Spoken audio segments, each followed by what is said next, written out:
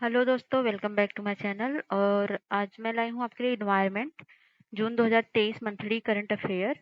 और इसको हम कर रहे हैं। और आज आपके सारे ही लगभग आ ही जाएंगे, सारे इन्वायरमेंट पॉलिटी और जितने भी सब्जेक्ट के होते हैं, सब्जेक्ट वाइज होता है ना मंथली मैगजीन, तो आज सारे मैगजीन आ जाएंगे इन्वायरमेंट से लेके polity security internal IR internal security, तो सब कुछ आ जाएंगे। तो आप सबको कर लीजिएगा। तो स्टार्ट करते हैं बिना टाइम वेस्ट किए हुए इन्वायरमेंट को। तो ग्लेशियर इन हिंदू कुश करेंगे और एनर्जी ट्रांजिशन करेंगे और कोयला आधारित ताप विद्युत संयंत्रों के उत्सर्जन मानदंड अनुपालन करेंगे। और भारत में आपदा प्रबंधन के बारे में करेंगे, शहरी बाढ़ के और आग लगने की घटनाएं जो हो रही हैं, क्लाउडिंग सीडिंग है, संक्षिप्त सुर्खियां हैं और संयुक्त राष्ट्र की खुले समुद्र पर UN हाई सी ट्रीटी, ये सब चीजें जो है यहाँ पर दिया गया है, आप इसको देख लीजिए। चलिए स्टेप बाय स्टेप करते हैं। तो लेट्स स्टार्ट। तो हेलो। तो आज इन्वायरमेंट सेक्शन में हम करेंगे हिंदू कुश हिमालय में ग्लेशियर, ग्लेशियर इन हिंदू कुश हिमालय। तो सुर्खियों में क्यों है इसके बारे में हम डिस्कस करते हैं। तो international centre for integrated mountain development मतलब ICIMOD ने हिंदू कुश हिमालय के लिए वाटर आइस सोसाइटी इकोसिस्टम शीर्षक से एक रिपोर्ट जारी की है। और रिपोर्ट में क्या कहा है कि ICIMOD एक अंतर सरकारी ज्ञान प्रशिक्षण संगठन है। इसे 1983 में स्थापित किया गया था। यह जलवायु और पर्यावरण, देखिए ये जो संस्थान होती है ना, बहुत इंपॉर्टेंट होता है, इसको हम देख लेते हैं। 1983 में बना था। यह जलवायु पर्यावरण जोखिम, हरित अर्थव्यवस्थाओं और साधारणीय उपायों पर ध्यान केंद्रित करता है। अफगानिस्तान, बांग्लादेश, भूटान, चीन, म्यांमार, भारत, नेपाल, पाकिस्तान इसके सदस्य हैं। कौन-कौन है? अफगानिस्तान, बांग्लादेश, भूटान, चीन, भारत, म्यांमार, नेपाल और पाकिस्तान इसके सदस्य हैं। तो वाइज रिपोर्ट ने एच मतलब हिमालय के पर जलवायु परिवर्तन के निम्नलिखित प्रभावों को रेखांकित किया। जैसे ग्लेशियर, ग्लेशियर का क्या प्रभाव? विगत दशक की तुलना में हिमालय के ग्लेशियर 2010 के दशक में 65% अधिक तेजी से पिघले हैं। और वैश्विक तापमान 1.5 डिग्री सेंटीग्रेड से 2 डिग्री सेंटीग्रेड के बीच की वृद्धि के कारण 2015 की तुलना में 2100 तक ग्लेशियर का वॉल्यूम 30% 50% तक कम हो जाएगा, मतलब घट जाएगा। जल सुरक्षा, ग्लेशियर के तेजी से पिघलने के साथ सदी के मध्य में एच मतलब हिमालयन रीजन जो भी है, हिंदू कुश हिमालय, वो क्या हो जाएगा? अधिकांश नदियां जल स्तर में अपने चरम पीक पर पहुंच जाएगी। साथ ही सदी के अंत तक समग्र जल उपलब्धता में कमी आने की संभावना है। पीक वाटर एक ऐसा चरण है जिसमें ग्लेशियर के पिघलने से होने वाली तेजी से जल की आपूर्ति अपने उच्चतम स्तर पर हो जाती है, मतलब जल बढ़ जाता है। खतरों में वृद्धि हो जाती है। ग्लेशियर पिघलने से बाढ़, भूस्खलन, हिमस्खलन, हिमनद झील के टूटने से आने वाली बाढ़, मतलब जैसे खतरे का अनुमान है। 21वीं सदी के अंत तक हिंदू कुश हिमालय क्षेत्र में क्या हो जाता है? ग्लोफ जोखिम में 3 गुना अधिक वृद्धि हो जाती है। तो हिंदू कुश में बिगड़ती स्थिति के में निपटने वाले अनेक चुनौतियां कौन कौन सी हैं? तो जैसे खराब अनुकूलन क्षमताएं हैं, जटिल अप्रत्याशित खतरे खतरे हैं और जनसंख्या वृद्धि, बुनियादी ढांचे का विकास है और निम्न संरक्षण है, जिसमें 67 पारिस्थितिकी क्षेत्र और 39% वैश्विक जैव विविधता हॉटस्पॉट क्षेत्र भी संरक्षित क्षेत्रों में शामिल नहीं है। तो हिंदू कुश हिमालय पर अन्य प्रभाव क्या होंगे? जैव विविधता का प्रतिकूल प्रभाव होगा, जैसे अनुवांशिक हानि, प्रजाति का नुकसान, पारिस्थितिकी तंत्र संरचना में परिवर्तन, आक्रामक प्रजातियों में वृद्धि, प्रजातियों के रेंज में परिवर्तन आदि। सामाजिक आर्थिक प्रभाव क्या होंगे? फसल की क्षति, नुकसान, चारे की कमी, पशुओं की मृत्यु, प्रवासन, मनोवैज्ञानिक प्रभाव। और ग्लेशियर में जमा अस्थायी कार्बनिक प्रदूषण जैसे पॉलीक्लोरिनेट नेटेड बाइफिनाइल जल चक्र में शामिल हो जाते हैं। एल्बिडो में गिरावट की दर कम हो जाएगी। तो ये सारी चीजें होंगी। और हिंदू कुश जो है, इसका और भी प्रभाव देखते हैं। ये अफगानिस्तान से कहाँ तक हिंदू कुश, यहाँ पर मैप भी दिया गया है। तो ये अफगानिस्तान से म्यांमार तक 3500 किलोमीटर के दायरे में फैला है। मतलब अफगानिस्तान इधर है, म्यांमार इधर है, तो यहाँ से 3500 किलोमीटर, देखिए यहाँ से यहाँ तक 3500 किलोमीटर के दायरे में फैला हुआ है। यह दुनिया की सबसे ऊंची पर्वत श्रृंखला है। साथ ही हिंदू कुश में ध्रुवीय क्षेत्रों के बाहर पृथ्वी पर हिम की सर्वाधिक मात्रा मौजूद है। इसे तीसरा ध्रुव, एशिया का पठार और टावर भी कहा जाता है। ठीक है। हिंदू कुश हिमालय का महत्व क्या है? ये गंगा, सिंधु, इरावदी जैसी प्रमुख नदियों को जलपूर्ति करता है, जलवायु प्रणाली को विनियमित करता है, क्योंकि हिमावरण और सौर प्रकाश परिवर्तित कर वातावरण को ठंडा रखता है, मनोरंजक गतिविधियों को बढ़ावा देकर आर्थिक अवसर को भी बढ़ाता है। इसका सांस्कृतिक आध्यात्मिक महत्व क्या है? गंगोत्री ग्लेशियर यहीं से है। और क्रायोस्फीयर के घटक जैसे परमाफ्रॉस्ट और हिमनद झीलें कई तरह की पारिस्थितिकी तंत्र सेवाएं प्रदान करती हैं। तो यह हिमालय हिंदू कुश का महत्व। और सीमित क्षेत्रीय सहयोग क्या है का विस्तार कई देशों में है। इस कारण डेटा संग्रह और समान नीतियों को लागू करने में कई समस्याएं सामने आती हैं। अंतर्राष्ट्रीय मंचों पर उपेक्षा इसकी होती है, जैसे यूएनएफसीसी के पक्षकारों का सम्मेलन सीओपी जैसे अंतर्राष्ट्रीय जलवायु मंचों पर होने वाली चर्चाओं में हिंदू कुश से संबंधित चिंताओं को पर्याप्त प्राथमिकता नहीं दी जाती। ये बहुत बड़ा चैलेंज है। और आगे की तो आगे क्या कर सकते हैं? निम्नलिखित मामलों में क्षेत्रीय और वैश्विक स्तर पर सहयोग करने की आवश्यकता है। मतलब यहाँ पर एक संबंधित देशों के बीच डेटा और सूचना साझा करने वाले प्रयास को बढ़ावा देना चाहिए। पर्वतीय समुदायों और वैश्विक विविधता हॉटस्पॉट को प्रभावी ढंग में संरक्षण देना चाहिए। निगरानी नेटवर्क में सुधार करना चाहिए। उच्च गुणवत्ता वाले उपाय करने के लिए स्थानीय स्तर पर मापन, रिमोट सेंसिंग, उपग्रह प्राप्त डेटा और मॉडलिंग जैसी तकनीक की मदद लेनी चाहिए। और ग्लेशियर पारिस्थितिकी तंत्र की सुरक्षा के लिए क्या उपाय किए जाने चाहिए? भारत द्वारा की गई पहले जैसे विज्ञान एवं प्रौद्योगिकी विभाग जैसे हिमालय पारिस्थितिकी तंत्र को बनाए रखने के लिए राष्ट्रीय मिशन का क्रियान्वयन करना चाहिए। और यह 2008 में शुरू की गई राष्ट्रीय जलवायु परिवर्तन कार्य योजना इसके एक भाग है। और क्या है? पृथ्वी विज्ञान सम्मेलन MOES ने राष्ट्रीय ध्रुवीय एवं समुद्री अनुसंधान केंद्र NCPOR की स्थापना की है। हिमांश नामक अनुसंधान केंद्र की स्थापना 2016 में चंद्रा बेसिन हिमाचल प्रदेश में की गई थी। राष्ट्रीय जल विज्ञान कैचमेंट और बेसिन के स्तर पर ग्लेशियर पिघलने से होने वाले अफवाह आकलन के लिए कई अध्ययन कर रहा है। वैश्विक स्तर पर भी पहले जैसे कि ICIMOD Hindu Kush Himalaya monitoring and assessment programme, mountain ministerial summit जैसे कई पहले आरंभ की हैं। और UNDP और ICIMOD में क्या किया जा रहा है? क्षेत्रीय सहयोग के लिए रूपरेखा भी तैयार की जा रही है। और यूनेस्को ने ग्लेशियर निगरानी सेवाएं भी आरंभ की हैं। तो ये सारी चीजें चल रही हैं। ठीक है, यहाँ पर ये सारे पढ़ लीजिए कि सब दिए गया है जो कि चल रहा है हिंदू कुश को बचाने के लिए एक्शन प्लान। जलवायु परिवर्तन के कारण एक साथ एक से अधिक आपदाओं और उनके परिणाम स्वरूप होने वाली घटनाओं की बढ़ती आशंका को ध्यान रखते हुए अनुकूल अग्रिम चेतावनी की रणनीति बनाई जानी चाहिए। ये जो वे फॉरवर्ड है, ये सब याद कर लीजिए क्योंकि ये परीक्षा के लिए बहुत उपयोगी होते हैं। और इसमें जल स्रोतों को बेहतर मानचित्रण किया जाना चाहिए और हितधारक को परामर्श संवाद होना चाहिए। ये सारी चीजें हिंदू कुश को सेव करने के लिए, बचाने के लिए करना चाहिए। क्या क्या परिणाम है, क्या क्या चैलेंजेस है, क्या क्या किया जा सकता है, सब कुछ बताया गया। अब अगले पे आते हैं ट्रांजिशन एनर्जी पे। तो ट्रांजिशन एनर्जी न्यूज में क्यों है इसके बारे में पहले जान लेते हैं। तो WEF मतलब वर्ल्ड इकोनॉमिक फोरम ने एक्सचेंजर नामक कंपनी के सहयोग से फोस्टरिंग इफेक्टिव एनर्जी ट्रांजिशन 2023 शीर्षक से एक रिपोर्ट जारी की है। इस रिपोर्ट में एनर्जी ट्रांजिशन सूचकांक को भी प्रकाशित किया गया है। तो एनर्जी ट्रांजिशन इंडेक्स 2023 के बारे में देख लेते हैं। तो यह सूचकांक 3 मापदंडों पे मतलब इक्विटी, सिक्योरिटी एंड सस्टेनेबिलिटी के आधार पर तैयार किया जाता है। सूचकांक के मुख्य बिंदुओं पर एक नजर डालते हैं। तो सूचकांक में स्वीडन को पहला स्थान प्राप्त है और नॉर्वे डेनमार्क का स्थान इसके बाद है। और भारत को 120 देशों की सूची में 67 रैंक दिया गया है। भारत और सिंगापुर केवल 2 ऐसे देश हैं जो ऊर्जा प्रणाली के प्रदर्शन के सभी पहलुओं में प्रगति कर रहे हैं। तो भारत और इंडिया का काफी अच्छा रैंक है। और एनर्जी ट्रांजिशन में पिछले एक दशक में वर्ष दर वर्ष निरंतर वृद्धि हुई है। हालांकि पिछले 3 वर्षों में इस वृद्धि में ठहराव आया है। इसलिए एनर्जी ट्रांजिशन की दिशा में समता और समावेशिता की सुनिश्चितता को बढ़ाने के लिए बढ़ती चुनौतियों का उत्तरदायी है। और WEF के बारे में भी जान लेते हैं इसी टाइम। तो WEF 1971 में बना था। एक गैर सरकारी फाउंडेशन के रूप में स्थापित है। सार्वजनिक निजी साझेदारी के लिए अंतर्राष्ट्रीय संगठन है। और इसका उद्देश्य है यह वैश्विक क्षेत्रीय उद्योग से संबंधित एजेंडा आकार के लिए समाज के अग्रणी राजनीतिक, व्यवसायिक और सांस्कृतिक अन्य नेताओं को एक मंच पर लाता है। फोकस के स्रोत क्या है? चौथी औद्योगिकी क्रांति, ग्लोबल कॉमन समाधान और वैश्विक सुरक्षा मुद्दों का निपटारा करना। 60 से अधिक देशों की 390 से अधिक फॉर्म्स कंपनियां सदस्यता केवल आमंत्रण द्वारा ही मिल सकती हैं। और रिपोर्ट्स क्या है? वर्ल्ड कॉम्पिटेटिव नेस इंडेक्स और ग्लोबल जेंडर गैप रिपोर्ट, ये सारी चीजें इसके अंतर्गत आती हैं। और G20 global smart cities alliance and giving to amplify earth action भी इसमें शामिल है।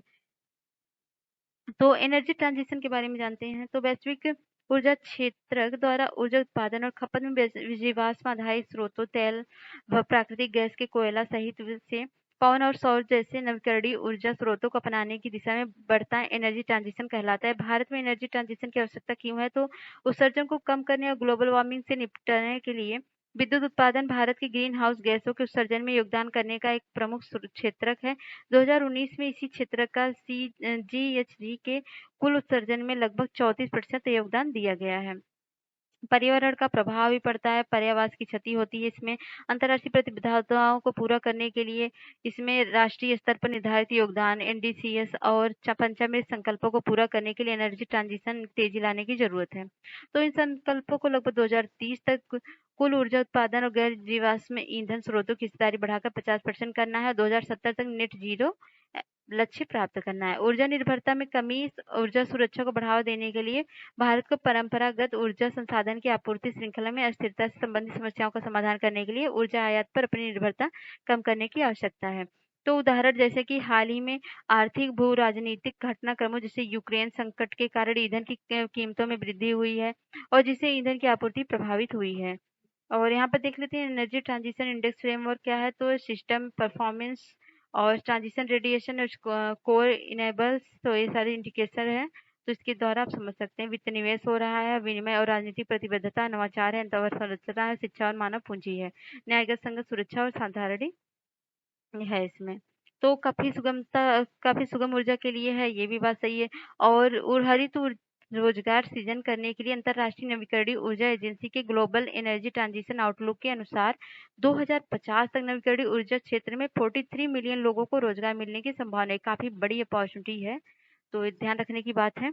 और एनर्जी ट्रांजिशन से जुड़ी चुनौतियों को देख लेते हैं। तो पारंपरिक स्रोतों पर अधिक निर्भरता है और क्या हो जाएगी 2023 तक भारत की कुल स्थापित ऊर्जा जीवाश्म स्रोतों से प्राप्त ऊर्जा का योगदान 50% से भी अधिक था। वित्तीय बाधाएं, कुछ अनुमानों के अनुसार भारत में वर्तमान ऊर्जा प्रणालियों में एनर्जी ट्रांजिशन के लिए 2015 से 2030 की अवधि के दौरान 6 से 8 ट्रिलियन अमेरिकी डॉलर तक के कुल निवेश की आवश्यकता होगी। तो काफी चैलेंजिंग भी है। तो एनर्जी ट्रांजिशन की दिशा में भारत के प्रयास देख लेते हैं। नीतिगत ढांचा क्या है? राष्ट्रीय अपतटीय पवन ऊर्जा नीति 2015 है और राष्ट्रीय पवन और सौर हाइब्रिड नीति 2018 है और हरित हाइड्रोजन हरित अमोनिया नीति 2022 है और ऊर्जा संरक्षण संधारणीय पवन संहिता ये भी है। और योजनाएं क्या है? राष्ट्रीय सौर मिशन है, राष्ट्रीय हरित हाइड्रोजन मिशन है और ये सारी है। नवीकरणीय ऊर्जा प्रमाण पत्र है, योजना के तहत नवीकरणीय खरीदायित्व है, नवीकरणीय ऊर्जा की बिक्री के लिए बेहतर अवसर प्रदान करें तो green house term ahead market है। तो ये सारी चीजें अंतर्राष्ट्रीय सहयोग पे क्या है? अंतर्राष्ट्रीय सौर गठबंधन और इसका वन सन वन ग्रिड एवं वन सन वन ग्रिड कार्यक्रम है और मिशन इनोवेशन के तहत मिशन इंटीग्रेटेड बायो रिफाइनरीज और विश्व बैंक का पहला low carbon energy programmatic development policy operation भी है। तो हाल ही में international renewable energy energy agency energy transition के लिए निम्न लागत वित्त प्रदान कर रही है, ये भी काफी अच्छा है। और G20 के अन्य देशों में भी एनर्जी ट्रांजिशन के लिए कम लागत वाले पूंजी की उपलब्धता बढ़ाने की आवश्यकता है जो उजागर किया गया है। IRNA मतलब इरेना ने इस रिपोर्ट को भारत के नवीन नवीकरणीय ऊर्जा मंत्रालय के सहयोग से जारी किया है। तो निजी क्षेत्र की कम भागीदारी मतलब कम लाभ और उच्च जोखिम, मतलब यहाँ पर लाभ कम है, उच्च जोखिम, इसलिए निजी क्षेत्र भी यहाँ पर कम पार्टिसिपेशन करना चाहते हैं। न्याय संगत तरीके से ट्रांजिशन सुनिश्चित करना मतलब जीवाश्म ईंधन आपूर्ति श्रृंखला से जुड़े क्षेत्र को श्रमिकों के लिए आर्थिक संकटों को बढ़ा सकता है, ये भी समस्याएं हैं। और केंद्र और राज्यों के लक्ष्यों पर उनके कार्यान्वयन में तालमेल का अभाव भी है, ये भी चैलेंजिंग है। प्रौद्योगिकी की उपलब्धता भी है कि भारत में अभी भी व्यापक पैमाने पर कार्बन उत्सर्जन करने वाले प्रौद्योगिकी के विनिर्माण की क्षमता का अभाव है। इनमें विशेष रूप से अपतटीय पवन ऊर्जा, हाइड्रोजन, इलेक्ट्रोजर और ऊर्जा भंडारण आदि शामिल हैं। ऊर्जा भंडारण प्रणाली, ग्रीन कनेक्टिविटी और ट्रांजिशन नेटवर्क जैसी संरचनाओं की कमी है। जस्ट ट्रांजिशन इसका अर्थ है ऐसे निम्न कार्बन ऊर्जा स्रोतों से, मतलब ये थोड़ा शब्दावली यहाँ पढ़ लेना।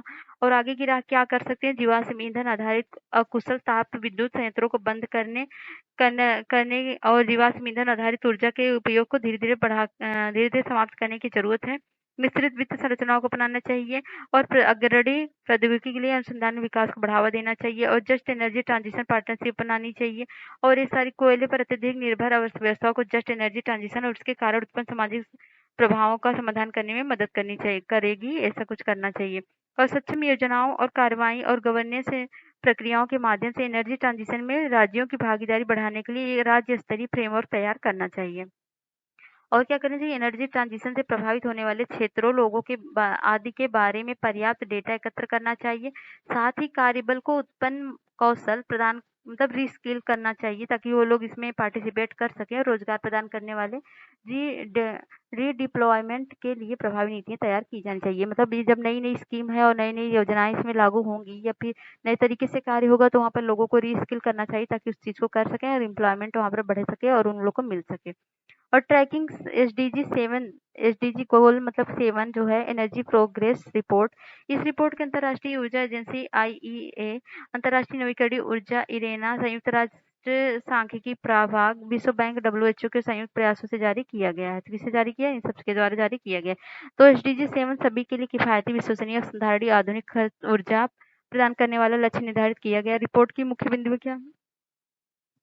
तो मौजूदा प्रगति की गति 2030 तक एसडीजी के किसी भी लक्ष्य को प्राप्त करने के लिए पर्याप्त नहीं है। वर्ष 2010 और 2021 के बीच विद्युत की उपलब्धता वाली वैश्विक आबादी 84% से बढ़कर 91% हो गई। काफी अच्छी बात है, विद्युत की उपलब्धता वाली है।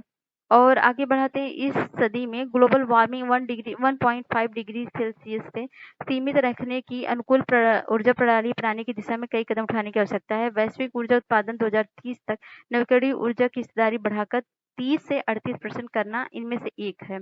और 2020 में यह हिस्सेदारी 19.1% थी। विद्युत की अनुपलब्धता मतलब एक्सेप्टेड डेफिसिट का सामना करने वाली सर्वाधिक आबादी 505 मिलियन और भारत में इसके बाद चीन का स्थान है। तो काफी ये जो है डाटा काफी अच्छा है और इसको आप नोट कर लीजिए, जो जो हाईलाइट है, जो जो इम्पोर्टेंट डाटा है और डेटा को आप इकट्ठा कर लो। और अगला है कोयला आधारित ताप विद्युत संयंत्रों के लिए उत्सर्जन मानदंड अनुपालन मतलब coal based thermal power plants emissions norm and compliance. Okay. तो हाल ही में सुर्खियों में क्यों है, तो centre for science and environment CSE ने कोयला आधारित ताप विद्युत संयंत्रों द्वारा सल्फर ऑक्साइड के उत्सर्जन संबंधी मानदंडों के अनुपालन की स्थिति का आंकलन किया है। सीएसई पर्यावरण संबंधी मुद्दों के लिए कार्य करने वाला गैर सरकारी मतलब एनजीओ है। तो अन्य संबंधित तथ्य क्या है, तो आकलन की रिपोर्ट केंद्रीय विद्युत प्राधिकरण द्वारा उपलब्ध कराए गए डेटा पर आधारित है। सीईए केंद्रीय विद्युत मंत्रालय के तहत कार्यरत एक प्राधिकरण है। तो सीएसई यह आकलन ताप विद्युत संयंत्रों में फ्लू गैस डिसल्फराइजेशन उपकरणों को लगाने की स्थिति के आधार पर किया गया है। तो एफजीडी जीवाश्म ईंधन आधारित विद्युत संयंत्रों की एक एग्जॉस्ट और फ्लू गैस और अन्य सल्फर डाइऑक्साइड उत्सर्जन प्रक्रियाओं से निकलने वाली गैस से सल्फर डाइऑक्साइड को अलग करने के लिए उपयोग किए जाने वाली तकनीक है। तो देख लेते हैं सीईए मतलब केंद्रीय विद्युत प्राधिकरण क्या है। तो ये जो है ये संविधान सामाजिक संस्था है और इसका गठन विद्युत अधिनियम 2003 के तहत किया गया है। विजन क्या है, पर्याप्त गुणवत्ता वाली विश्वसनीय 24 से 7 मतलब 24 आवर्स एंड 7 क्या करना है, विद्युत आपूर्ति सुनिश्चित करना है। और हालिया कदम क्या है, तो 2022 से 32 के अवधि के लिए राष्ट्रीय विद्युत योजना अधिसूचित की गई है और डिजाइन निर्माण और परिचालन और रखरखाव पर दिशा निर्देश तैयार किए गए हैं। कोल एवं पॉन्ड्स एवं वार्षिक प्रमाणीकरण दिया गया है। और कार्य क्या है, ये केंद्र सरकार के राष्ट्रीय विद्युत नीति से संबंधित मामलों पर सलाह देता है और साथ ही विद्युत प्रणाली के विकास के लिए अल्पकालिक और परिप्रेक्ष्य योजना तैयार करता है। यह विद्युत संयंत्रों और विद्युत लाइनों के लिए तकनीकी मानक एवं सुरक्षा की आवश्यकता भी निर्धारित करता है। यह विद्युत के अंतरराष्ट्रीय पारेषण तथा विद्युत उत्पादन कंपनियों के लिए प्रशुल्क को विनियमित करता है आदि। इसमें अध्यक्ष सहित अधिकतम 14 सदस्य होते हैं जो केंद्र सरकार के प्रसाद पर्यंत पद धारण करते हैं। और रिपोर्ट के मुख्य बिंदुओं पर एक नजर डालते हैं तो अब तक केवल 5% टीपीपीएस में ही सल्फर डाइऑक्साइड मतलब सल्फर ऑक्साइड उत्सर्जन मानदंडों के अनुपालन किया गया है। 17% टीपीपीएस सल्फर ऑक्साइड उत्सर्जन मानदंडों से संबंधित अनुपालन के प्राथमिक चरण में है। तो ये जो है पर्यावरण वन तो टीपीपीएस के लिए उत्सर्जन मानक क्या है, तो यह है पर्यावरण वन और जलवायु परिवर्तन मंत्रालय ने पहली बार 2015 में सल्फर डाइऑक्साइड SO2 नाइट्रोजन, एक मिनट,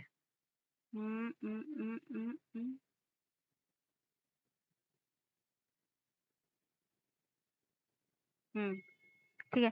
सल्फर डाइऑक्साइड, नाइट्रोजन के बारे में उत्सर्जन को नियंत्रित करने के लिए पर्यावरण संबंधी उत्सर्जन मानक निर्धारित किए हैं। पर्यावरण संरक्षण अधिनियम 1986 के तहत जारी किए गए थे। तो वर्ष 2021 में सरकार ने अधिकांश टीपीपीएस के लिए उत्सर्जन मानदंडों के अनुपालन की सुनिश्चित करने वाली सीमा बढ़ा दी है और अनुपालन संबंधित 3 श्रेणियां और उनके निर्धारित समय दिए गए हैं। तो इसकी 3 श्रेणियां टीपीपीएस की क्या है? राष्ट्रीय राजधानी क्षेत्र मतलब एनसीआर के 10 किलोमीटर के दायरे में 10 लाख से अधिक आबादी वाले शहरों में स्थित संयंत्र है और गंभीर रूप से प्रदूषित क्षेत्रों या राष्ट्रीय परिवेशों पर गुणवत्ता मानकों को पूरा करने में विफल रहने वाले शहरों या 10 किलोमीटर के दायरे में स्थित संयंत्र है और सभी संयंत्रों के लिए अन्य सभी संयंत्रों के लिए ये है। और इसके टीपीपीएस के उत्सर्जन मानदंडों के अनुपालन को सुनिश्चित करने वाला संशोधित समय सीमा क्या 31 दिसंबर से 2022 से बढ़ा के 31 दिसंबर 2024 कर दिया गया है और 31 दिसंबर 2023 से बढ़ा के 31 दिसंबर 2025 कर दिया गया इसको। और ये भी 31 दिसंबर 2024 से बढ़ा के 31 दिसंबर 2026 तक कर दिया गया है। तो यहाँ पर देख लेते हैं, 1 मिनट। हुँ। ठीक है। और 31 दिसंबर 2027 अपने चालन को बंद करने की घोषणा मतलब ये टीपीपी ये समझ रहे हैं थर्मल पावर प्लांट्स जो हैं को यस ओ यस सल्फर ऑक्साइड के लिए निर्धारित मानदंडों को पूरा करने की आवश्यकता नहीं होगी। और जल के उपयोग से संबंधित मानदंड क्या है? वंस थ्रू कूलिंग वाले संयंत्रों के लिए कूलिंग टावर स्थापित करना अनिवार्य होगा। टीपीपी से कंडीशनर कूलिंग वाटर को छोड़ने के लिए तापमान सीमा निर्धारित की गई है। बेनिफिशिएटेड कोयले के उपयोग से संबंधित मानदंड इसका उद्देश्य फ्लाई ऐश के सृजन को कम करना है। कोल वेनिफिकेशन एक ऐसी प्रक्रिया है जिससे कच्चे कोयले के कार्बनिक अशुद्धियों को अलग करके कोयले की दहन क्षमता को बढ़ाया जाता है। प्रत्येक टीपीपी मतलब थर्मल पावर प्लांट को संयंत्र से उत्पन्न कुछ फ्लाई ऐश का 10% उपयोग सुनिश्चित करना चाहिए। सॉरी। विद्युत संयंत्र के परिचालन के अलग-अलग चरणों में उपयोग की जाने वाली प्रदूषण नियंत्रण प्रौद्योगिकी क्या है? तो दहन से पूर्व कोयले की धुलाई एवं मिश्रण करना चाहिए और दहन के समय या मतलब नाइट्रोजन ऑक्साइड उत्सर्जन पर नियंत्रण के लिए बॉयलर, लो नाइट्रोजन ऑक्साइड बर्नर और ओवर फायर एयर को लगाया जाना चाहिए। दहन और दौरान भट्टी में चूना पत्थर इस्तेमाल सल्फर डाइऑक्साइड के उत्सर्जन को कम करने के लिए प्रभावी उपाय है। और दहन के बाद निम्नलिखित के लिए प्रौद्योगिकी उपलब्ध मतलब सल्फर डाइऑक्साइड के लिए फ्लू गैस डिसल्फराइजेशन और नाइट्रोजन ऑक्साइड के लिए सिलेक्टिव कैटालिटिक और सिलेक्टिव नॉन कैटालिटिक रिडक्शन को अपनाना चाहिए। पार्टिकुलर मैटर मतलब पीएम के उत्सर्जन के लिए इलेक्ट्रोस्टैटिक प्रेसिपिटेटर से बड़े आकार के पीएम के या फैब्रिक फिल्टर का इस्तेमाल करना चाहिए। नए मानक का अनुपालन सुनिश्चित करने में समझ चुनौतियाँ क्या है? तो उच्च निवेश है और प्रदूषण नियंत्रण प्रौद्योगिकी अथवा उपकरणों का आयात है और कोविड-19 महामारी का प्रभाव है और ऊर्जा मानदंडों के उल्लंघन करने पर बहुत कम जुर्माना है। और संयंत्रों में दिए गए सुझाव मतलब रिपोर्ट के अनुसार सुझाव क्या है? संयंत्रों को आर्थिक प्रोत्साहन देना या न देना और सहयोग करना चाहिए और उत्सर्जन संबंधित डेटा इकट्ठा करना चाहिए और 1 वर्ष के लिए अनुदान या सब्सिडी योजना बनाना चाहिए और प्रदूषण नियंत्रण प्रौद्योगिकी के आयात पर लगाने वाले कर को हटाना चाहिए और भारत चलिए ये कर लेना चाहिए और इस प्रकार लाभ तथा विद्युत संयंत्रों को प्रौद्योगिकी उपयोग और आयात करने हेतु प्रोत्साहित करना चाहिए। ये पॉइंट छोटे-छोटे नोट कर लेने चाहिए, इसको वे फॉरवर्ड में लिखने से नंबर अच्छे मिलते हैं और मेंस के लिए तो बहुत यूज़फुल है। तो नेक्स्ट करते हैं डिज़ास्टर मैनेजमेंट इन इंडिया। तो क्या है ये?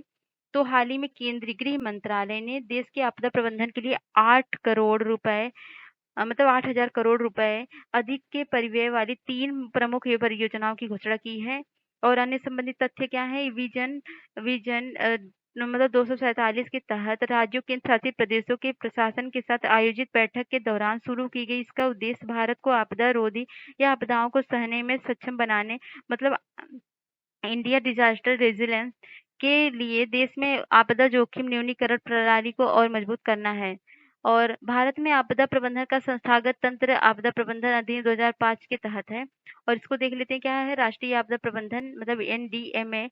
यह देश में आपदा प्रबंधन हेतु स्थापित सर्वोच्च निकाय है। इसका अध्यक्षता कौन करता है? तो इसका जो अध्यक्षता प्रधानमंत्री करते हैं। ये क्वेश्चन कई बार पूछा भी गया है। राष्ट्रीय कार्यकारी समिति मतलब एनईसी या आपदा प्रबंधन के लिए राष्ट्रीय योजना तैयार करता है। राष्ट्रीय आपदा मोचन मतलब नेशनल डिजास्टर रिस्पांस फोर्स जो होता है ये करता है। राज्य क्या होता है? राज्य आपदा प्रबंधन अपराधिकरण एसडीएमए बोलते हैं इसको। ये राज्य की देख रेख करता है और इस ईएसडीएम की सहायता करता है और राज्य आपदा मोचन बल क्या ये है स्टैटिक डिजास्टर रिस्पांस फोर्स। और जिला क्या जिला स्तर पर भी ये डीडीए इसकी अध्यक्षता कलेक्टर या उपायुक्त या जिला मजिस्ट्रेट करते हैं। और इस राज्य में आपदा प्रबंधन की कौन करता है? तो ये राज्य कार्यकारी समिति करती है, की सहायता करती है। और इसकी 3 प्रमुख योजनाओं में शामिल कौन है? तो शहरी बाढ़ के खतरे को कम करने के लिए 2500 करोड़ रुपए की परियोजना दी गई है। और ये कहाँ पर? ये से सर्वाधिक जनसंख्या वाले 7 महानगर मतलब कौन-कौन से? मुंबई, चेन्नई, कोलकाता, बेंगलुरु, हैदराबाद, अहमदाबाद, पुणे में प्रारंभ किया गया। 825 करोड़ रुपए की राष्ट्रीय भूस्खलन जोखिम शमन परियोजना, इसे भूस्खलन जोखिम के शमन हेतु 17 राज्य और केंद्र शासित प्रदेशों के लिए आरंभ किया गया है। और तीसरा है अग्निशमन सेवा के विस्तार और आधुनिकीकरण के लिए 500 करोड़ रुपए की परियोजना, इसे सभी राज्यों के लिए आरंभ किया गया है। साथ ही मंत्रालय ने इस बात पर भी प्रकाश डाला है कि देश में आपदा प्रबंधन के दृष्टिकोण में सुधार हुआ है। ये सुधार पहले के प्रतिक्रियावादी और राहत केंद्रित दृष्टिकोण की जगह समग्र एवं एकीकृत प्रबंधन दृष्टिकोण को अपनाने के कारण हुआ है।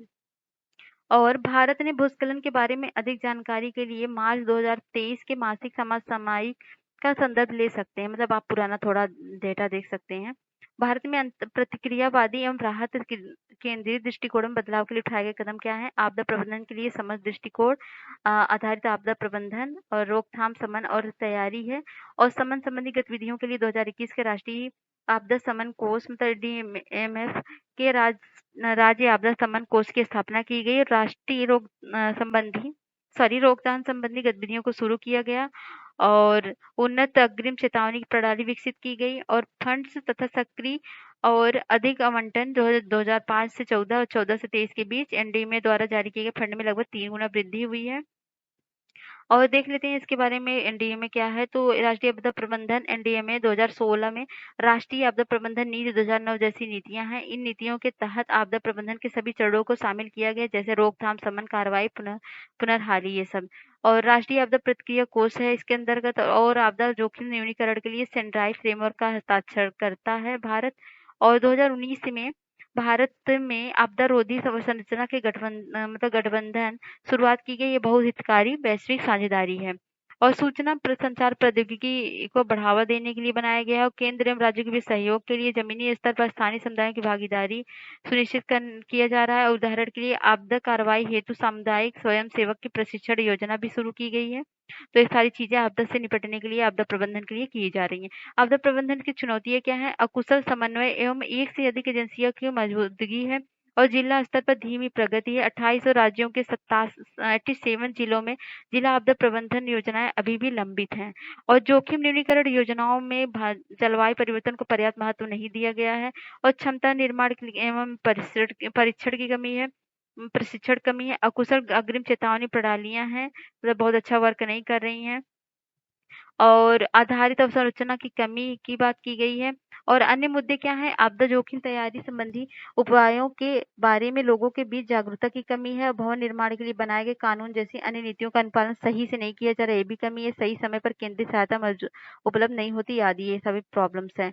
और आगे की राह क्या कर सकते हैं? वे फॉरवर्ड समन्वय तंत्र को मजबूत कर सकते हैं। आपदा योजनाओं में जलवायु परिवर्तन प्रभाव को शामिल किया जाना चाहिए और समुदाय आधारित आपदा आपदा संबंधी तैयारियों को बढ़ावा देना चाहिए और प्रशिक्षण कार्यक्रम बढ़ाना चाहिए। अग्रिम चेतावनी प्रणालियों में सुधार तथा विस्तार करने की जरूरत है।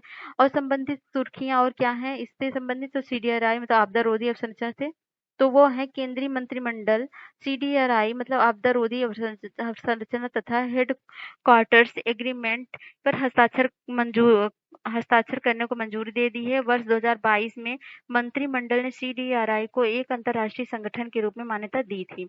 यह मान्यता CDRI संयुक्त राष्ट्र विशेषाधिकार उन्मुक्ति कानून 1947 की धारा 3 के तहत अपेक्षित छूट, अनुमति और विशेषाधिकार प्रदान करने के लिए दी गई थी।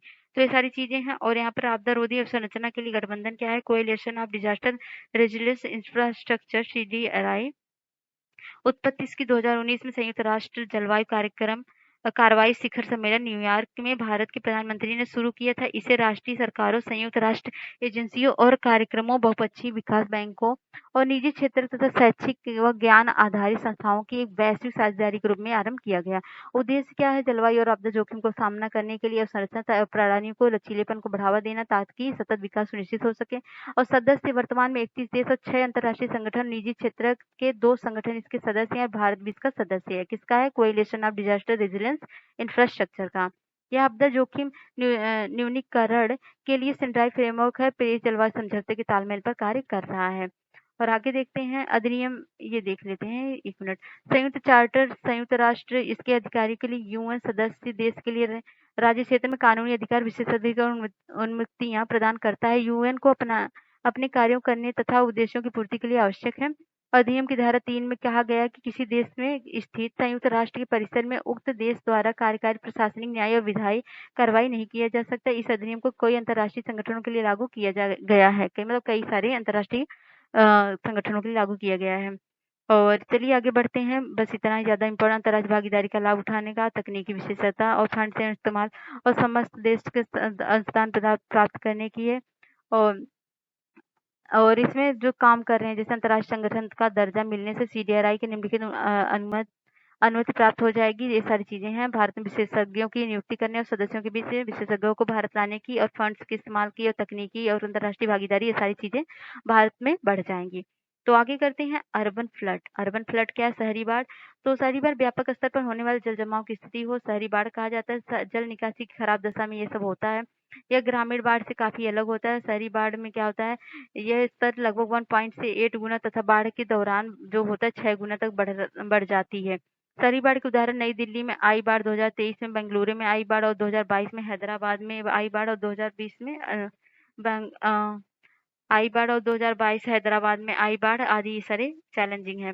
शहरी बाढ़ प्रबंधन से जुड़ी वर्तमान चुनौतियां क्या है? वैश्विक जलवायु परिवर्तन और शहरी उष्मा द्वीप प्रभाव है और कम क्षमता और रखरखाव है और अनियोजित विकास और भूमि के उपयोग से संबंधित खराब योजनाएं हैं और ब्लू एंड ग्रीन स्पेस की अत्यधिक कमी है। शहरी बाढ़ से निपटने के लिए जो पहले शुरू कर गए हैं उसको भी देख लेते हैं। अटल शहरी कायाकल्प रूपांतरण मिशन है, जिसको अमृत के नाम से जाना जाता है। बाढ़ प्रबंधन कार्यक्रम है। राष्ट्रीय आपदा प्रबंधन अधिनियम है ने शहरी बाढ़ प्रबंधन पर राष्ट्रीय दिशा निर्देश जारी किए हैं। और केंद्र मंत्रालय ने अलर्ट चेतावनी के लिए एक साझा प्रणाली शुरू की है और ये सारी चीजें केंद्र मतलब गवर्नमेंट द्वारा की जा रही हैं। और यहाँ पर ब्लू एंड स्क्रीन स्पेस वस्तु किसी क्षेत्र में मौजूद जलीय निकायों द्वारा वनस्पतियों को संदर्भित करता है। प्रभावी बाढ़ प्रबंधन रणनीतियों को लागू करने के लिए वित्तीय संसाधनों की कमी, उदाहरण की बाढ़ का सामना करने के लिए मौजूदा इमारतें और बुनियादी ढांचे में सुधार करना महंगा तथा तकनीकी रूप से चुनौतीपूर्ण हो सकता है। आगे की राह में वाटरशेड भूमि उपयोग योजना को बढ़ावा देना चाहिए, एकीकृत पारिस्थितिकी दृष्टिकोण अपनाना चाहिए और जलीय निकासी प्रणाली की क्षमता को बढ़ाने की आवश्यकता है और बाढ़ के खतरे के स्तर और संबंधित क्षेत्र का विस्तृत मानचित्र तैयार करना चाहिए और शहरी जल निकायों का संरक्षण एवं जीर्णोद्धार करना चाहिए। ये सारी चीजें करनी चाहिए। और आग लगने की घटनाएं क्या है, तो इसको भी देख लेते हैं। तो भारत में घनी आबादी वाले शहरी क्षेत्र में भीड़ भाड़ वाले तंग बाजारों, कारखानों, झुग्गियों, आवासीय भवनों, सार्वजनिक परिवहन प्रणाली के आग लगने की घटनाएं अक्सर देखी जाती हैं। व्यापक विनाश और जनजीवन एवं संपत्ति की हानि होती है। आग लगने की घटनाएं के उदाहरण क्या है? सिकंदराबाद हैदराबाद वाणिज्यिक परिसर में लगी आग 2023, करोल बाग दिल्ली के होटल में लगी आग 2019 में, नई दिल्ली के उपहार सिनेमा हॉल में लगी आग 1997 में। अग्नि जोखिम प्रबंधन वर्तमान चुनौती क्या है? नगर प्रशासन के अधिकारी द्वारा अग्नि सुरक्षा मानदंडों और भवन निर्माण संबंधित उप नियमों के कार्यान्वयन में ढिलाई के कारण निम्नलिखित समस्याएं उत्पन्न होती है, जैसे अनधिकृत निर्माण में वृद्धि, अनियमित निगरानी, निरीक्षण की कमी, बेकार हो चुके अग्नि सुरक्षा उपकरणों को सही नहीं बदलना, असुरक्षित और कम गुणवत्ता वाले फिक्चर का उपयोग किया आदि नहीं करना और नियमों में एकरूपता का अभाव, अग्नि सुरक्षा मानदंडों के रूप में लागू न करना और क्षमता और संशोधनों की कमी है और संरचना संबंधी खामियां हैं। जैसे घनी आबादी जैसे क्षेत्रों में गलियों सक्रिय होने के कारण फायर ब्रिगेड सेवाएं घटना स्थल तक नहीं पहुंच पाती हैं। आग लगने की घटनाओं से निपटने के प्रभावी सुरक्षा उपाय करने के संबंध में नागरिकों में लापरवाही, जागरूकता की कमी देखने को मिलती है। और इसमें देख सकते हैं भारत में अग्नि सुरक्षा संबंधी नियम क्या है, तो संशोधित मॉडल फायर बिल 2019 है और national building code of India 2016 है।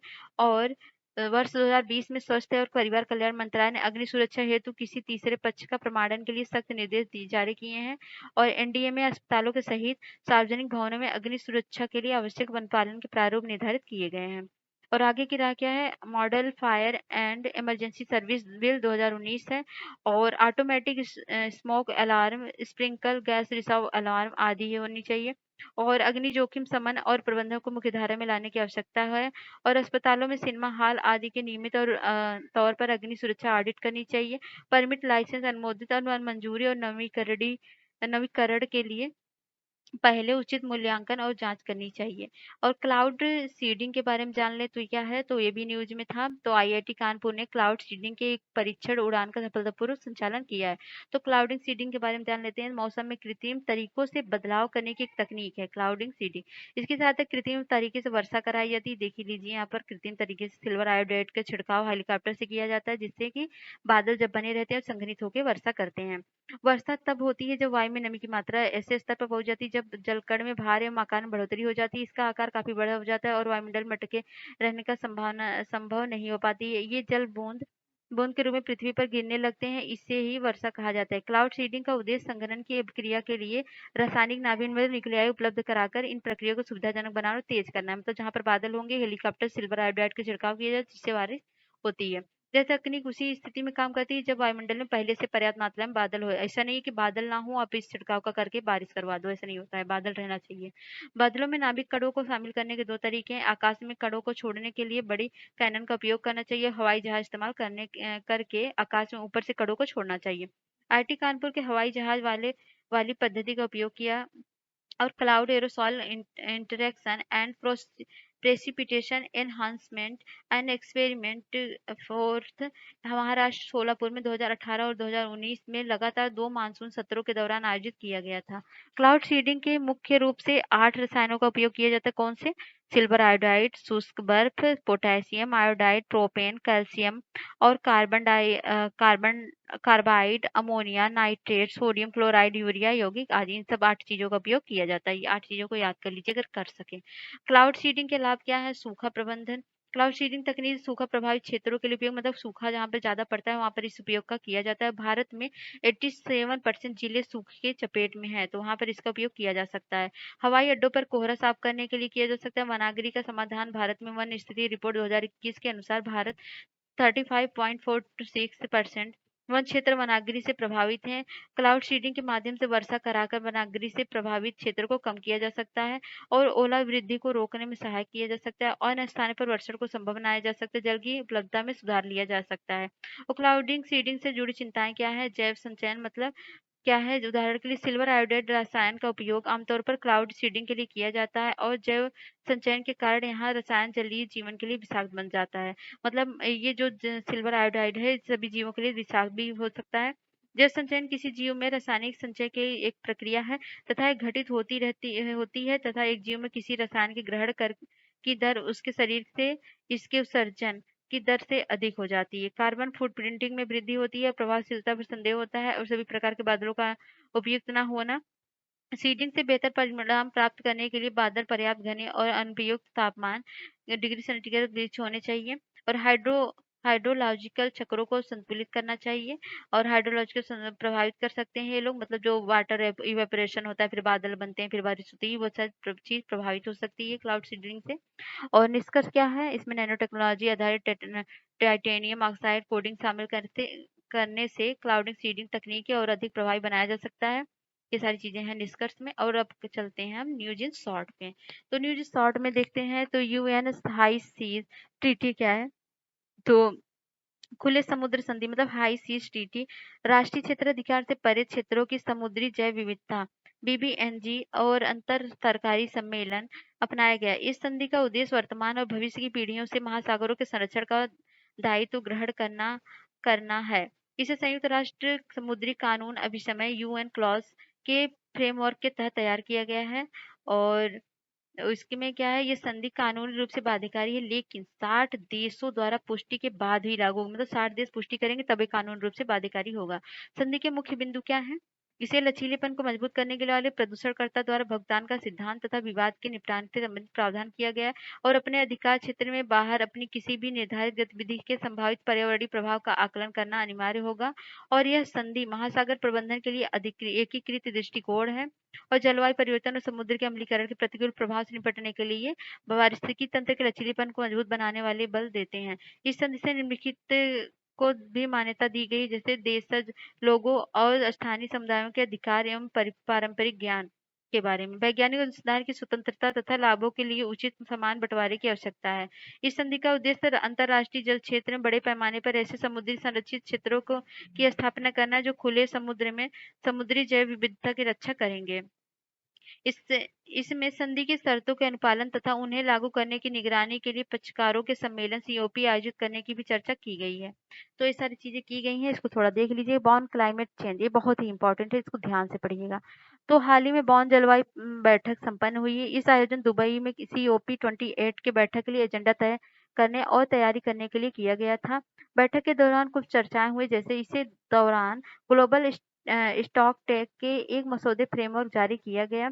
इस प्रक्रिया के उद्देश्य प्रक्रिया है जिसका उद्देश्य क्या है, जलवायु परिवर्तन के खिलाफ देशों की प्रगति का आकलन करना, साथ ही इसके तहत जलवायु परिवर्तन के खिलाफ वैश्विक कार्रवाई को आगे बढ़ाने के तरीकों और साधनों का निर्धारण करना। 2015 के पेरिस समझौते के अनुसार पहला ग्लोबल स्टॉक टेक COP 28 में जारी किया जाएगा।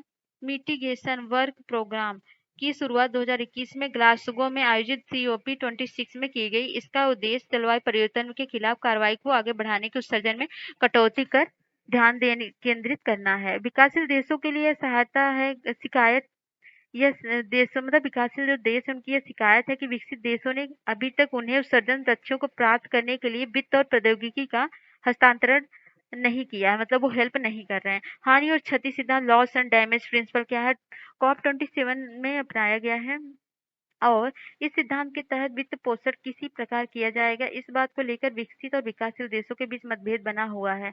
नए सामूहिक परिणामिक मतलब लक्ष्य NCQG को पेरिस जलवायु सम्मेलन 2015 में अपनाया गया था। इसके तहत 2025 से पहले जलवायु वित्त पोषण के लिए सहमति व्यक्त की गई थी। हालांकि NCQG के अपने लक्ष्य को चूकने की पूरी संभावना है। विकसित देश NCQG को लागू करने के पर सहमत नहीं है, और सभी विकसित और विकासशील देशों के लिए सामूहिक लक्ष्य के रूप में घोषित करने की समीक्षा करने की मांग की गई है। तो यह उम्मीद की जा रही है कि यूरोपियन नेशन बैंक इस डेट फॉर नेचर स्वैप का समर्थन करेगा, और डेट फॉर नेचर स्वैप एक ऐसी व्यवस्था है जिसमें ऋणदाता देश पर्यावरण संरक्षण के निवेश करने के बदले ऋण प्राप्त करने वाले देश को ऋण पुनर्भुगतान छूट देते हैं या ऋण समाप्त कर देते हैं। तो ये मतलब जो से गरीब जो विकासशील देश होते हैं उनकी हेल्प के लिए फंड तैयार करते हैं, सारी चीजें इसमें दी गई हैं। पेरिस वित्त सम्मेलन क्या है, तो ये भी देख लेते हैं। पेरिस फाइनेंस मीट क्या है, तो हाल ही में पेरिस ने नई वैश्विक वित्त पोषण संधि एक शिखर सम्मेलन का आयोजन किया है। इस शिखर सम्मेलन के निम्नलिखित उद्देश्य है, कम आय वाले देश को संकट के समय वित्त उपलब्ध कराने की व्यवस्था को मजबूत करना और उनमें उनके ऋण बोझ को कम करना है। द्वितीय विश्व युद्ध के बाद स्थापित वित्तीय संस्थानों में सुधार करना और जलवायु परिवर्तन के निपटने के लिए धन उपलब्ध कराना है। शिखर सम्मेलन में की गई मुख्य घोषणाएं क्या है, उभरती अर्थव्यवस्थाओं के लिए बहु विकास बैंक को $200 बिलियन अतिरिक्त ऋण उपलब्ध कराने की व्यवस्था की जाएगी। विश्व बैंक ने ऋण समझौता से संबंधित आपदा खंडों की घोषणा की। इसके तहत चरम मौसमी घटनाओं की ऋण के पुनर्भुगतान को निलंबित कर दिया जाएगा।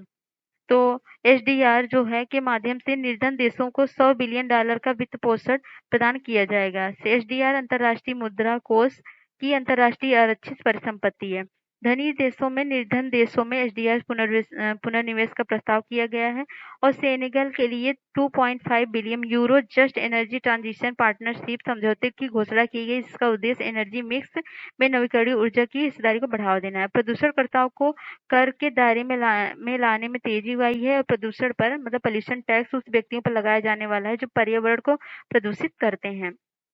और दृढ़ प्रकृति और जलवायु पर एक वैश्विक विशेषज्ञ समीक्षा का प्रस्ताव प्रस्तुत किया गया है।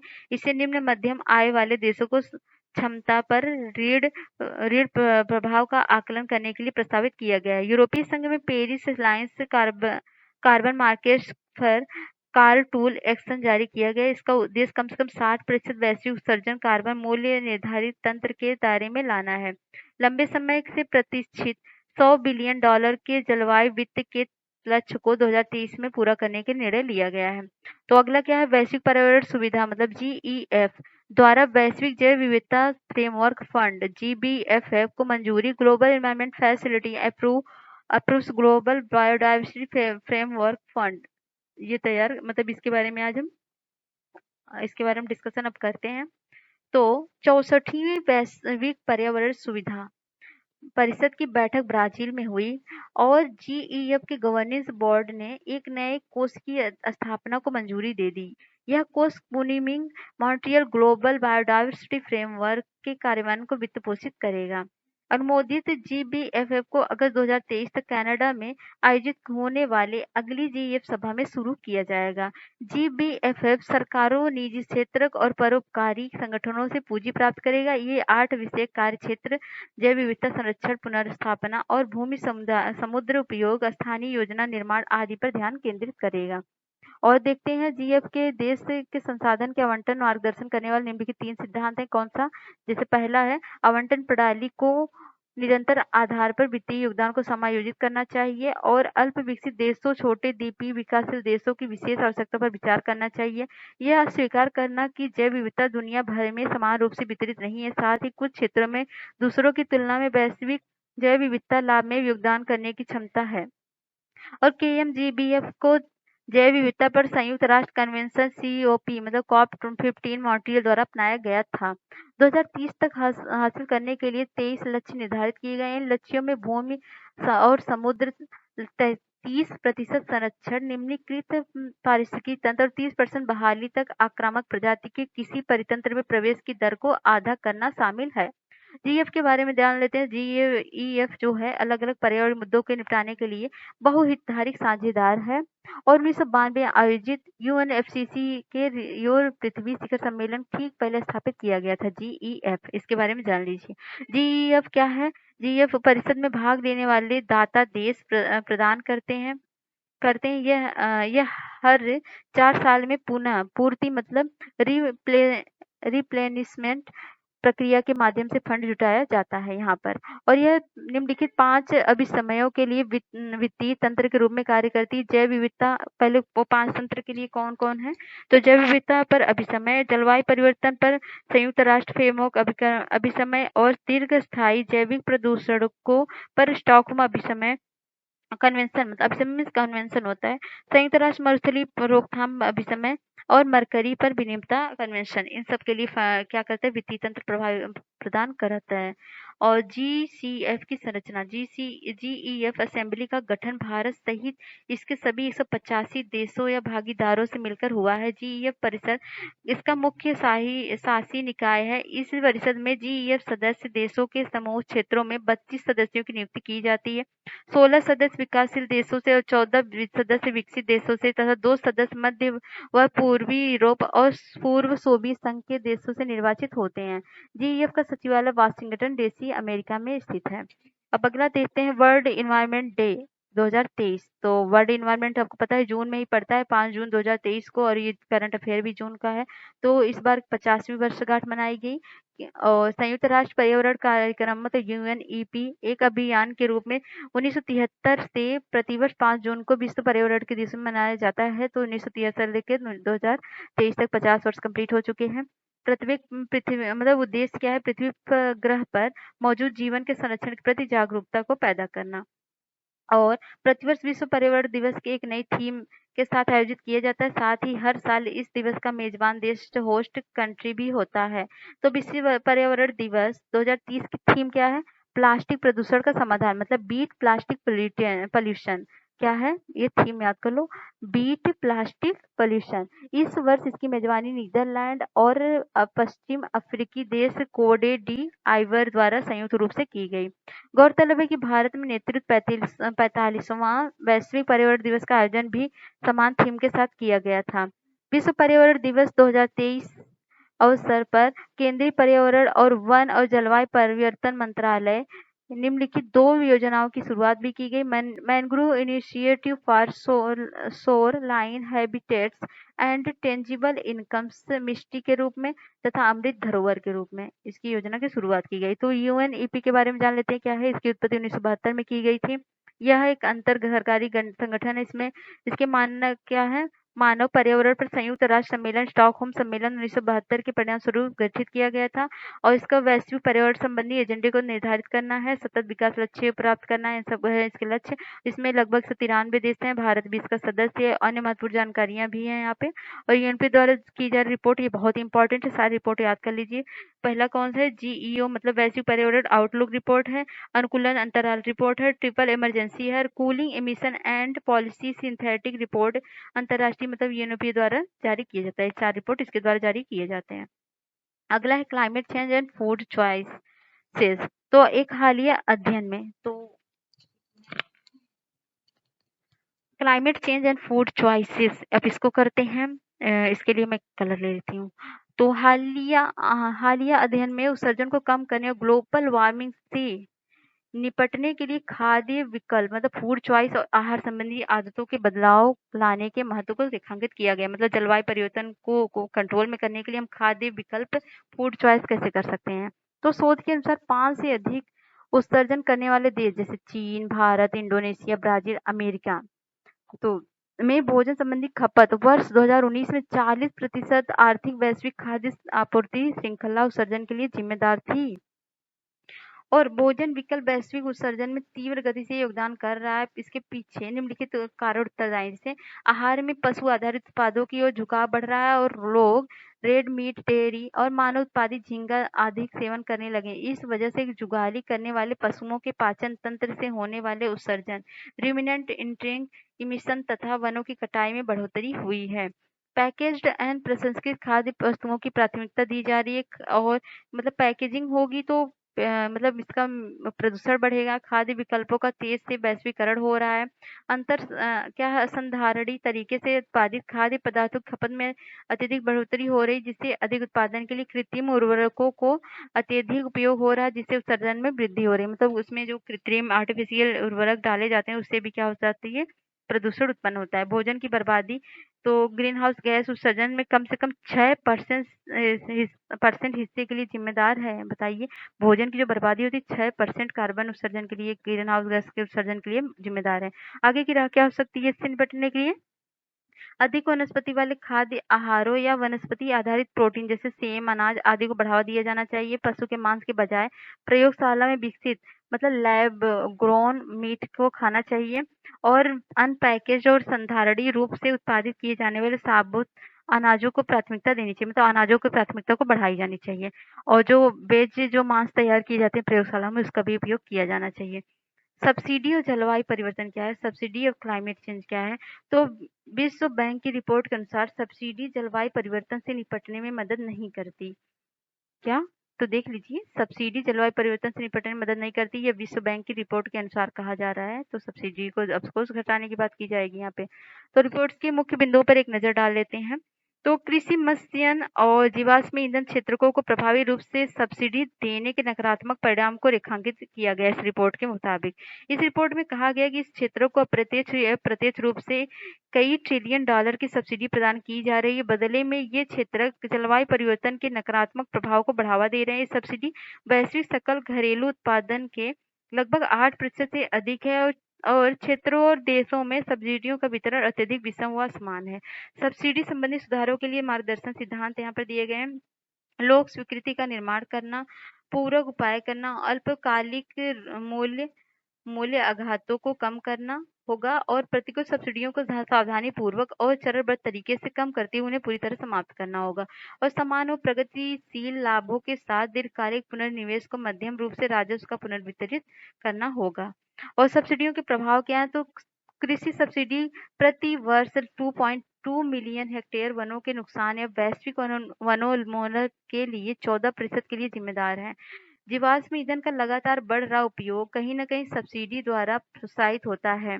और यह लगातार बढ़ते हुए प्रदूषण से प्रतिवर्ष होने वाले 7 मिलियन असमय मौतों का एक प्रमुख कारण है।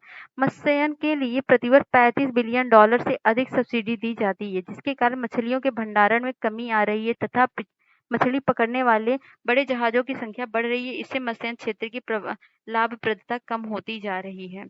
तो ये भी काफी ज्यादा इसका कमी आ रही है। आगे देखते हैं ड्राफ्ट ग्रीन क्रेडिट प्रोग्राम कार्यान्वयन नियम एवं क्या है draft green credit programme GCP implementation rule 2023 के बारे में हम पढ़ेंगे अब। तो क्या है पर्यावरण वन और जलवायु मंत्रालय मतलब MOEF NCC के ड्राफ्ट ग्रीन क्रेडिट प्रोग्राम कार्यान्वयन नियम 2023 की अधिसूचना जारी की गई है। तो ड्राफ्ट ग्रीन क्रेडिट प्रोग्राम के बारे में देखते हैं। तो ये MOEF जो CC है पर्यावरण संरक्षण अधिनियम 1986 के तहत जीसीपी मतलब ड्राफ्ट ग्रीन क्रेडिट प्रोग्राम जो है निर्णय लिया गया है, इसलिए नियमों का मसौदा जारी किया गया है। तो ड्राफ्ट जीसीपी कार्यान्वयन अधिनियम 2023 क्या है?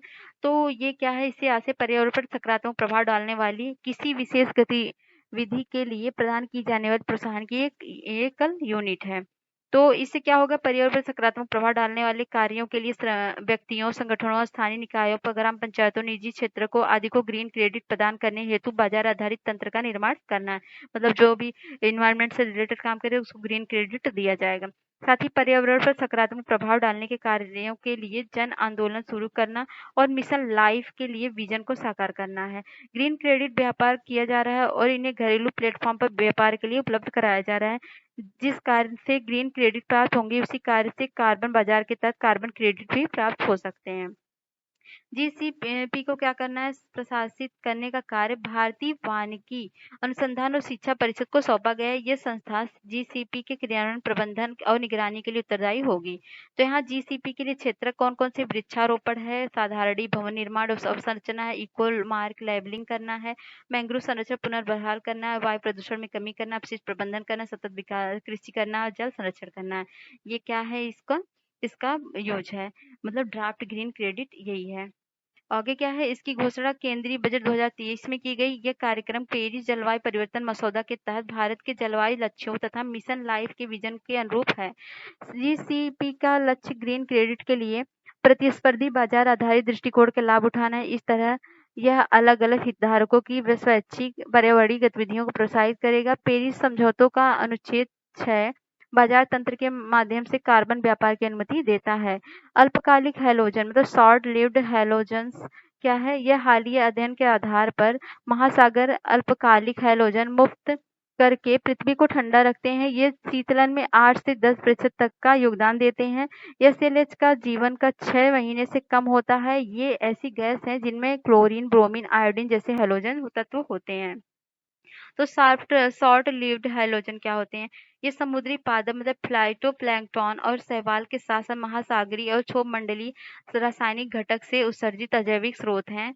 और प्रभाव क्या है, महासागरों से उत्सर्जित SLH ओजोन के क्षरण के लिए जरिए ताप वृद्धि को कम करते हैं। ये कूलिंग एरोसोल के निर्माण को भी कम करते हैं और वायुमंडल मीथेन के जीवन काल और जल वाष्प के स्तर को बढ़ाते हैं।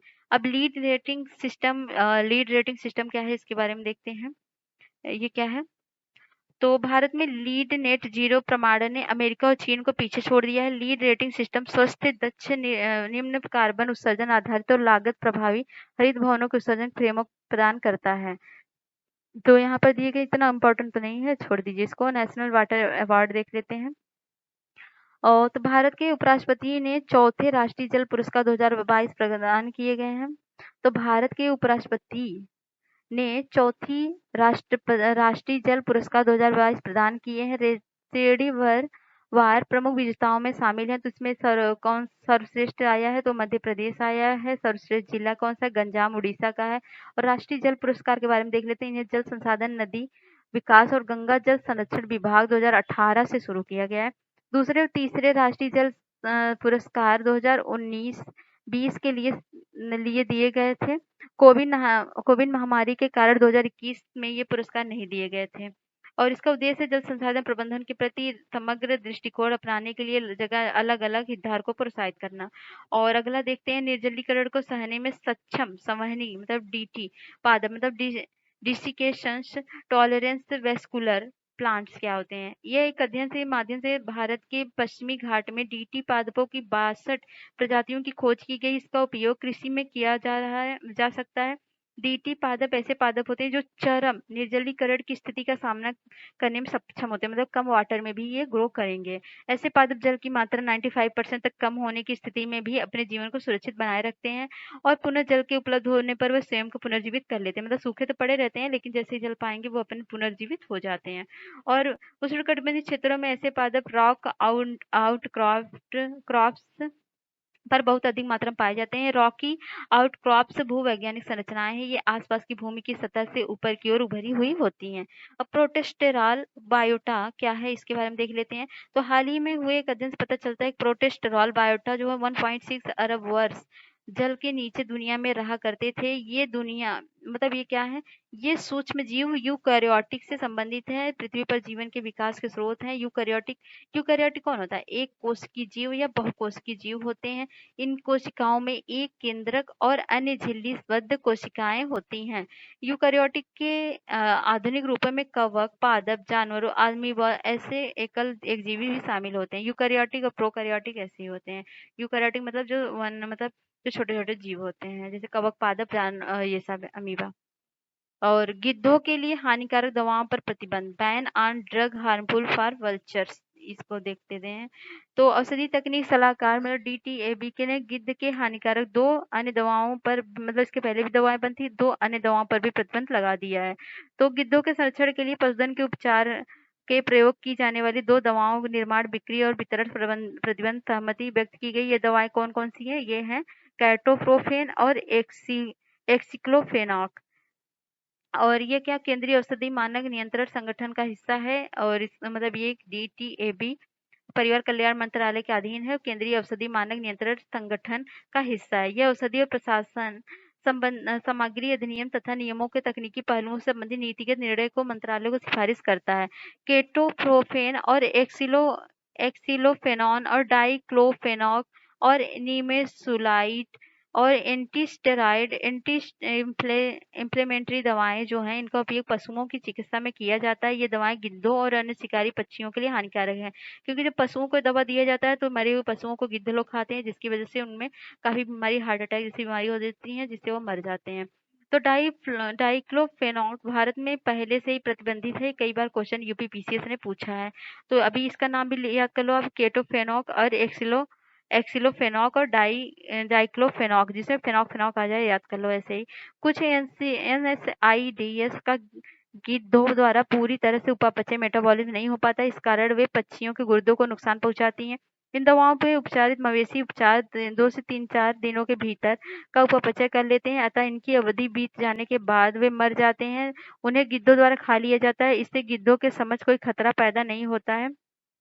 भारत में गिद्धों की कुल 9 प्रजातियां पाई जाती हैं। ये प्रजातियां कौन सी हैं, ओरिएंटल सफेद पुट्टे वाला गिद्ध, पतली चोंच वाला गिद्ध, लंबी चोंच वाला गिद्ध, इजिप्टियन गिद्ध, लाल सिर वाला गिद्ध और इंडियन ग्रिफ्रॉन गिद्ध और हिमालयन ग्रिफ्रॉन गिद्ध, सिनेरियन गिद्ध तथा दाढ़ी वाला गिद्ध या लैमर्जियर गिद्ध। सफेद पुट्टे वाला गिद्ध और पतली चोंच वाला गिद्ध, लंबी चोंच वाला गिद्ध, ये सब क्या है, ये सब क्या है, लंबी चोंच वाला गिद्ध आबादी वाले पिछले दशकों में भारी गिरावट आई है। ये तीनों प्रजातियां ही क्रिटिकल एंडेंजर्ड हैं। नदी रेत खनन, रिवर सैंड माइनिंग क्या है, राष्ट्रीय हरित अधिकरण एनजीटी नदी रेत खनन के लिए राज्य प्रदूषण नियंत्रण बोर्ड से सहमति लेना अनिवार्य होगा। और अभी ये है रिवर मतलब इसमें राज्य प्रदूषण नियंत्रण बोर्ड से ऑर्डर लेना पड़ेगा। एनजीटी के इस लक्ष्य में दिशा निर्देश जारी करने के पर्यावरणीय वन जलवायु परिवर्तन मंत्रालय को 2 महीने समय दिया जाएगा, ताकि इसे समान रूप से लागू किया जा सके। 1 सितंबर 2023 से संबंधित एसपीसीबी की सहमति प्राप्त किए बिना देश में किसी भी किसी भी नदी से रेत खनन की अनुमति नहीं दी जाएगी। ये सारी चीज़ें हैं, इसको थोड़ा पढ़ लेना। और यहाँ पर समुद्री ध्वनि मतलब मैरीन नॉइज़ पॉल्यूशन के बारे में, वन्यजीवों की प्रवासी प्रजातियों के संरक्षण के लिए ये चीज़ करना है। और इसमें रिपोर्ट एक जारी की गई। इस रिपोर्ट में समुद्री प्रजातियों के समक्ष एक बड़े खतरे को अर्थात ध्वनि प्रदूषण की पहचान की गई। ध्वनि प्रदूषण से पक्षियों में काफ़ी नुकसान होता है, जैसे पोत परिवहन, भूकंपी एयरगन सर्वेक्षण और पाइल ड्राइविंग से क्या होता है, जीव अपना मतलब रास्ता भूल जाते हैं, जिससे उनकी मृत्यु वगैरह हो जाती है। ये सारी प्रॉब्लम है। ध्वनि प्रदूषण को कम करने के लिए प्रस्तावित समाधान ये है, जहाज डिजाइन और प्रोपेलर प्रौद्योगिकी परिवर्तन तक परिचालन स्थिति में सुधार करना है। और मरीन वाइब्रोसिस का उपयोग करना चाहिए। और मरीन वाइब्रोसिस क्या है, वह नियंत्रित व निम्न आवृत्ति वाले भूकंपीय संकेतों को उत्पन्न करने के लिए डिजाइन की गई तकनीकी है। और हिंद महासागर ध्रुवीय नीनो अल नीनो और वगैरह है ये सब। और इसमें आगे कितने न्यूज हैं, बस इतने ही है। इसको भी करा देते हैं। एल नीनो क्या होता है इसको बता देते हैं। इस साल एल नीनो पहले से प्रशांत महासागर मजबूती से सक्रिय हो चुका है। और एल नीनो ला नीनो क्या है, इसे अपने ज्योग्राफी में पढ़ा होगा। और इसे द्विध्रुवी कहा जाता है। एल नीनो के बीच में संबंध क्या है, एल नीनो ला नीनो के बीच में? तो हिंद महासागर में वायु परिसंचरण पश्चिम से पूर्व की ओर होता है, उत्तर में या विपरीत दिशा में होता है। पश्चिम से प्रशांत महासागर से गर्म जल हिंद महासागर में प्रवेश करता है। पश्चिम से पश्चिम से पूर्व मतलब यहाँ से पूर्व की तरफ क्या करता है, यह दिशा में प्रवेश करता है और प्रशांत महासागर में, फिर हिंद महासागर में प्रवेश करता है। इससे वायु गर्म होकर उठती है। यहाँ पर वायु गर्म होकर उठेगी और वायु परिसंचरण को मजबूत करेगी। और एल नीनो द्वारा क्या होता है, प्रशांत महासागर का पश्चिमी भाग सामान्य से अधिक ठंडा होता है, मतलब ये भाग सामान्य से अधिक ठंडा होता है, और जिसके कारण हिंद महासागर का पूर्वी भाग ठंडा हो जाता है। और इसके ठंडा होने के कारण पूर्वी भाग भी ठंडा हो जाता है। इससे क्या होता है, धनात्मक आईओसीडी के निर्माण में मदद मिलती है। आईओसीडी मतलब इंडियन ओशियन डाइपोल के में निर्माण में मदद मिलती है। और जब पूर्वी हिंद महासागर की तुलना में पश्चिमी हिंद महासागर अधिक गर्म होता है, मतलब इसकी तुलना में ये महासागर अधिक गर्म होगा, तो इसे धनात्मक मतलब इसे पॉजिटिव चेंज कहेंगे। मतलब पॉजिटिव मतलब इससे अधिक होगा तो पॉजिटिव चेंज होगा, और उसके बराबर लगभग उतना ही होगा या कम होगा तो उससे नेगेटिव चेंज बोलेंगे। ओके, आगे देखते हैं। और इसी प्रकार ऋणात्मक आयोडीन ला नीना से संबंधित है। शोधकर्ता का मानना है कि यद्यपि ईएनएसओ जैसे बाहरी कारक भी आईओडी ट्रिगर करते हैं, इससे कई बार स्थानीय परिसंचरण कारण भी होता है। धनात्मक आईओडी से अफ्रीकी तट और भारतीय महाद्वीप में वर्षा होने में मदद मिलती है। तो यह है साइक्लोन इन अरेबियन सी आया था, इसके बारे में देख लेते हैं। तो साइक्लोन इन अरेबियन सी में चक्रवात विपर्याय पाकिस्तान के तट की ओर बढ़ रहा था। हालांकि अब इसके 15 जून को उत्तरी गुजरात के तट से टकराने का पूर्वानुमान जारी किया गया है। और आमतौर पर भारत में तट की ओर नहीं बढ़ते हैं। ये अरब सागर से उत्पन्न जो चक्रवात होते हैं, 75% से अधिक चक्रवात उत्तर या उत्तर पश्चिम की ओर बढ़ते हुए पाकिस्तान, ईरान और ओमान तट पर पहुंचते हैं। और हाल ही में अनुसार 2001 से 2019 तक अरब सागर में आने वाले चक्रवाती तूफानों की आवृत्ति में 52% की वृद्धि हुई है। और अरब सागर में चक्रवाती तूफानों से होने वाली वृद्धि निम्नलिखित कारण है, जैसे समुद्री सतही जल और गहरे जल दोनों के तापमान में वृद्धि, और चक्रवातों के अधिक प्रबल बनाने के लिए बहुत अनुकूल चक्रवाती लंबी अवधि तथा तक शक्तिशाली बने रहते हैं। ये सब चीजें हैं। जम्मू कश्मीर लद्दाख में भूकंप ये है। और भूकंप में क्या क्या यूज होता है, क्या क्या वर्तमान उसके प्रोटोकॉल्स हैं, उसमें थोड़ा सा है। ग्राउंड एक्सट्रैक्शन टाइटल अर्थ स्पिन है, इसको थोड़ा देखना, उतना वो है नहीं। चलिए, कैसा लगा आपको ये बताइएगा जरूर। मिलते हैं नेक्स्ट वीडियो में। वीडियो काफी लॉन्ग हो गया, लेकिन क्या कर सकते हैं, आपको ये नॉलेज गेन करना ही पड़ेगा। और इसको थोड़ा थोड़ा छोटा छोटा पॉइंट जो है उसको नोट करके नोट्स में रख लो, फिर रिविजन करते रहो।